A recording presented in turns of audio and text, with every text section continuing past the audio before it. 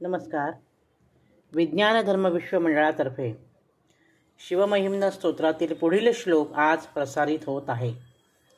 मोक्षः खट्वांगं परशुरजिनं भस्मफणिनः कपालञ्चेत्ति यत्तव वरदतन्त्रोपकरणं सुरास्तान्तां हृद्धिं दधति तु भवद्भ्रूप्रणिहितां नहि स्वात्मारामं विषयमृगतृष्णा भ्रमयति. आता त्याचा आपण अर्थ पाहू. मोक्ष मोक्ष म्हणजे नंदी, हे वरदायका, हे शंकरा. नंदी नंदी म्हणजे शंकराचं वाहन म्हणजे मोक्ष. खट्वांगम, खट्वांग म्हणजे सोटा, आणि त्या सोट्याच्या वर एखाद्या प्राण्याचं मुंडकं लावलेलं असतं, त्याला म्हणतात खट्वांग. परशु आणि अजिनम असे दोन शब्द आहेत परशु जिनम मध्ये. परशु म्हणजे एक प्रकारचं शस्त्र आहे, आणि अजिन व्याघ्राजिन, कृष्णाजिन म्हणजे कमावलेलं कातड, व्याघ्रांबर म्हणतो आपण. म्हणजे पूर्वी ऋषीमुनी, देवदेवता आसन म्हणून असं कातड वापरत असत. तर इथे अजिनम याचा अर्थ आहे गजचर्म तत्सम एखादं. भस्म, ते भस्म म्हणजे चिताभस्म हे अभिप्रेत आहे. चिताभस्म सर्वांगाला आहे ना पासलेलं. आणि फणीन, फणीन म्हणजे कंठाभोवती सर्प आहे, नाग आहे.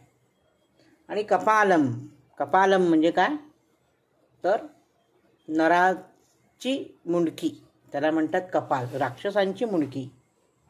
हे असं सगळं तुझ्याजवळ आहे. च इति यत्तव वरद तंत्रोपकरणम, हे काय आहे?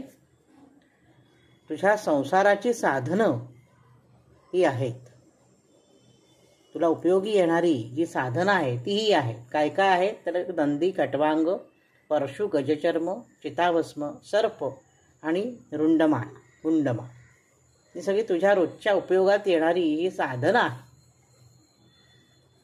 संसाराला उपयोगी येणारी साधनं आहे. सुरास्तांतां वृद्धिम, परंतु हे जे तुझं वैभव आहे, हेच वैभव आहे तुझं, हीच संपत्ती आहे. सुरास्तांतां वृद्धिम, तुझ्या या कृपादृष्टीने. भ्रूप्रणिहितां म्हणजे कृपादृष्टी. प्रणिहितां म्हणजे प्राप्त केलेली आहे.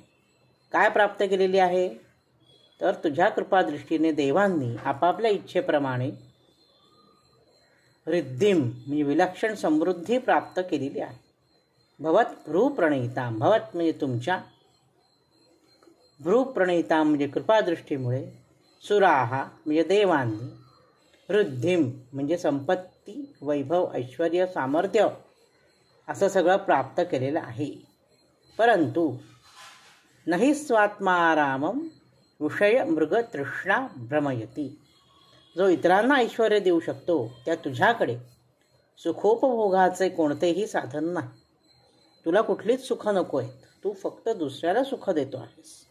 त्यामुळे विषय मृग म्हणजे विषयरूपी हरिण, त्याची तृष्णा ती कधीही शांत होऊ शकत नाही. मृगजळ कधीच मोह पाडू शकत नाही कोणालाही, कारण तू त्या सगळ्यापासून अलिप्त आहेस. अलिप्त असल्यामुळे तुला कशाचाही बंधन नाही, आणि कुठल्याही प्रकारचे विषयरूपी मृग तुझ्याजवळ येऊ धजावत नाहीत. आजच्या भागात इथेच थांबतो. नवनवीन माहितीपूर्ण व्हिडिओ पाहण्यासाठी, ऐकण्यासाठी वैभवदातार ऑफिशियल हा माझा यूट्यूब चॅनल जरूर आणि जरूर सबस्क्राईब करा. ओम नमः शिवाय.